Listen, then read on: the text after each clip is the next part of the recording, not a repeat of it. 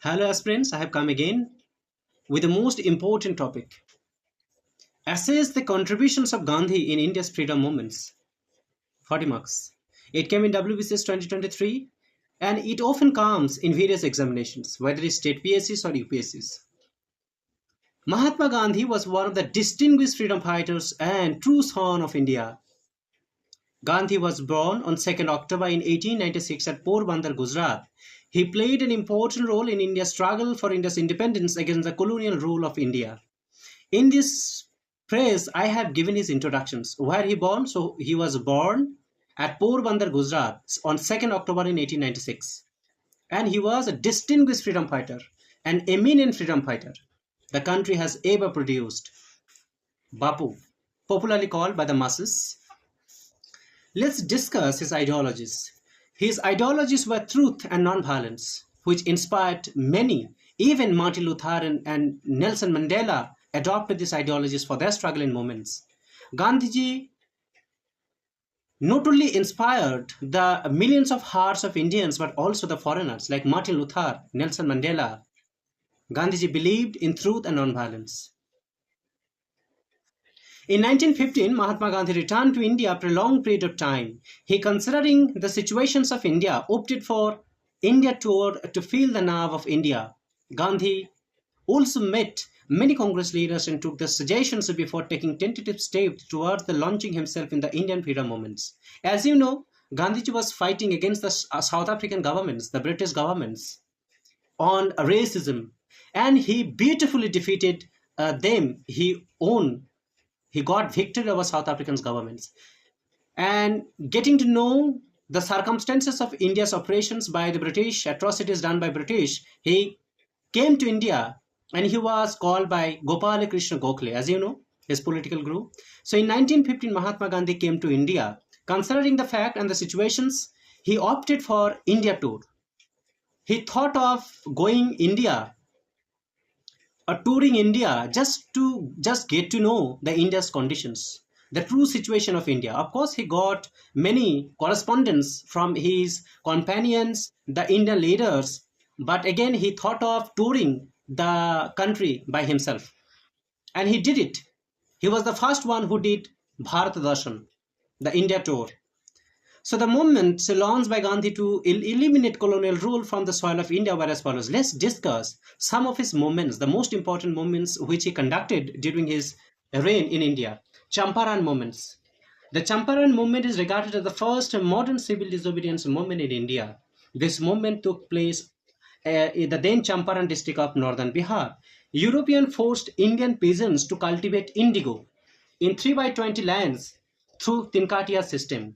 Indigo cultivators and laborers were exploited by the Europeans. The laborers protested, and Gandhi, getting to know this, visited there and protested against the British. And because of him, the Champaran Agrarian Act 1918 was passed, which gave the farmers the rights over the lands. As you know, the Champaran Satyagraha took place.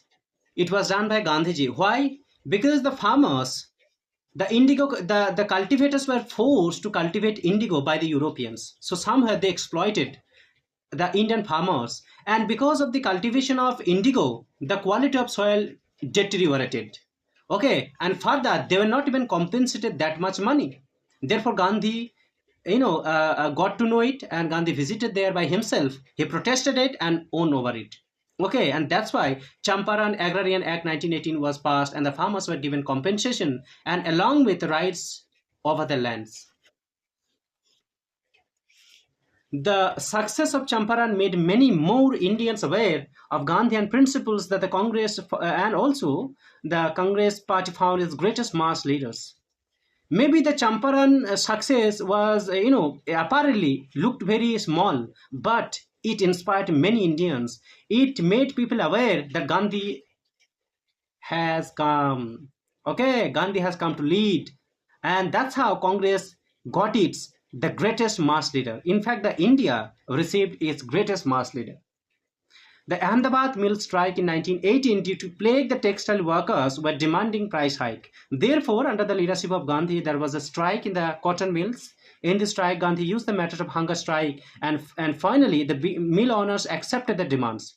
What happened in Ahmedabad mill was that the plague was there. Suddenly plague broke out, and the textile workers were denied to price hike, were denied to, the check, or you can say compensation, by the mill workers. So Gandhi got to know these facts. Gandhi visited there and talked to the mill owners that please give them the compensations. And again, Gandhiji won over it. The mill owners finally accepted the demands and, gave them the compensations. Khera Satyagraha. In Khera, Gujarat district, due to crop failures, the farmers were unable to give the fixed taxes, but still the local governments forced them to pay. When Gandhi got to know, he set them to withhold revenue and fight peacefully but bravely against such vindictiveness and tyranny. And in this moment, India received another star of the freedom movement, Sardar Vallabhbhai Patel. He also played an important role in the struggle of 1918. And finally, the local movements came and fixed it with a solution that was acceptable to both parties. What happened in the Gujarat district was that due to crop failures, the farmers were unable to give the fixed taxes, the fixed taxes to the local governments. But the local governments wanted it. Gandhi got to know the situations of the farmers, so that's why he talked to the local governments that please give them compensation, at least concessions. And also, before he visited there by himself, he asked the farmers that fight against this, the government, that's this tyranny, but with peacefully. Okay, with peacefully. And in this moments, India received another star. As you know, the Sardar Vallabhbhai Patel played an important role in this moment, in this satyagraha. And finally, local government came with the solutions and accepted their demands. Though the Champaran and Khera Satyagraha campaigns were confined to limited area, but it gave Gandhi the confidence to launch his major pan-Indian movements in future. And somewhere these moments gave Gandhi a huge confidence to launch pan-India movements in future. The somewhere the masses were also very supportive to Gandhi, and Gandhi got to know these facts that people is with us. So Rawla Tax Satyagraha, considering Gandhi's rising popularity and anti-British movements, the British government enacted some repressive provisions during the World War First to combat anti-British movements. As you know, Gandhi's popularity were rising, and it was a threat to the British government, the colonial government, because the colonial government never wants somebody who could stand against them, against their repression, their atrocities. But Gandhi was rising like a star. His popularity was rising. And that's why British government introduced a repressive provisions, rules. They passed the Anarchical Revolutionary Crimes Act of 1919, popularly known as Rowlatt Act. Gandhi called it a Black Act. It was passed on 10th March 1919, and it authorized the government to confine or imprison without any trial any person associated with the seditious activity, which led to nationwide unrest. Gandhiji called for a one-day general strike throughout the country. These provisions, these rules allowed the British government to take anybody in the prisons without any trial. Okay, and that's why Gandhiji called a one-day general strike, a Rara Satyagraha. Non-cooperation movements. The non-cooperation movements 1920 to 1922 was the first mass movement launched by Gandhi, seeking self-government or Swaraj for all India. Swaraj means, as you know, self-rule. In these moments, we were demanding self-rule from the colonial government, and it was non-cooperation movement was the first mass movement launched by Gandhiji. He asked Indians to boycott all institutions linked to the colonial rule, including courts, colleges, give up titles, and refuse to pay taxes. Though this movement was not that much successful, but it made millions of Indians understand the actual meaning of a modern organized political movements and its powers. In the non-cooperation movements, we were demanding Swaraj, self-rule or self-governments, and Gandhi asked everyone to boycott the colonial establishments like institutions, colleges, schools, courts. Okay, and also asked Indian people to give up British titles, and also asked people to refuse, asked people not to pay taxes to the British governments or the pro governments. It was not very much successful, but yet people got to know the power of a organized political movement. Dandi March, another important movement which was conducted by Gandhiji, it was a master stroke of Gandhi and was also revealed Gandhi's political genius. He started the historic march from Sabarmati ashram to the coastal village of Dandi in March 1930. The reason was that the British imposed high tax on salt. This movement became bigger as thousands of people joined Gandhi on his 24th-day march. The Dandi March became the subject of discussion throughout the country and the whole nation was inspired. From onward, the non-violent tool became the only weapon against the British rules. In the Dandi March, the subject was basically the salt, because the British imposed a lot of taxes on salt, a huge, a tax imposed by the British. That's why also there were many other provisions in the salt in the civil disobedience movements, but it was the main subject. Many people joined, irrespective of the communities.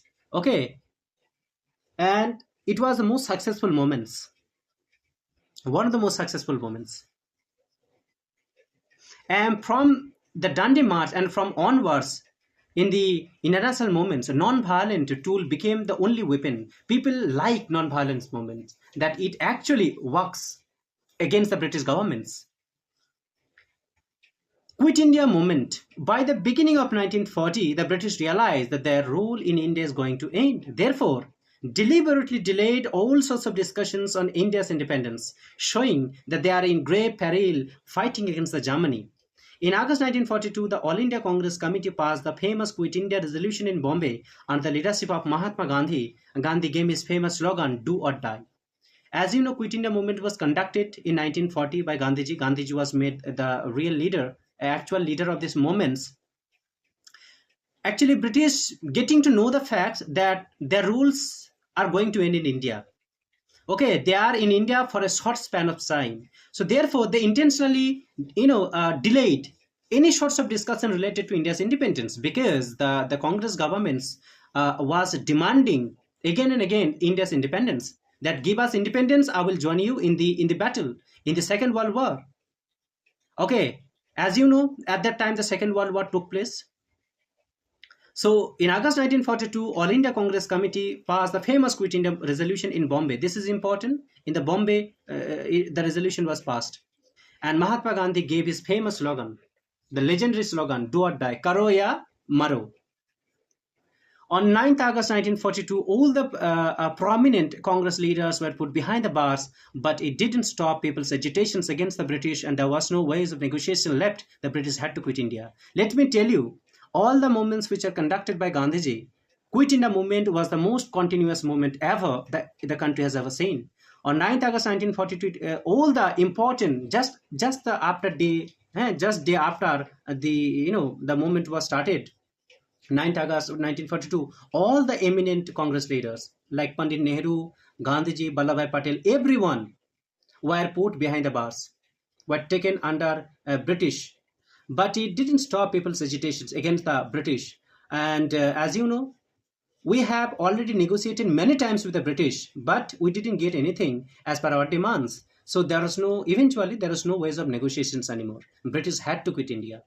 Some of his journals, Mahatma Gandhi started his journals, like 1933, he started Harijan Bandhu, Harijan Sevak in English, Gujarati and Hindi. Some of his organizations like Harijan Sevak Sangha, as you know, to remove untouchabilities, All India Spinners Associations, Ahmedabad Textile Laborers Associations, All India Village Industries Associations. Let's conclude the point.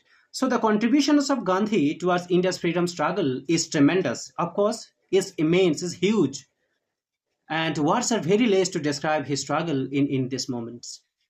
But it was possible only because of the mass participation who showed immense support and believed in Gandhi's capacity. Gandhi was himself alone was nothing. Gandhi, himself was nothing. But with the people, he became the greatest leader of India. People supported him. People, had trust for him. And that's why the people made him the greatest leader of India. So because of the mass participations, it was possible. So that's why Gandhi's contributions can never be neglected. Thank you so much.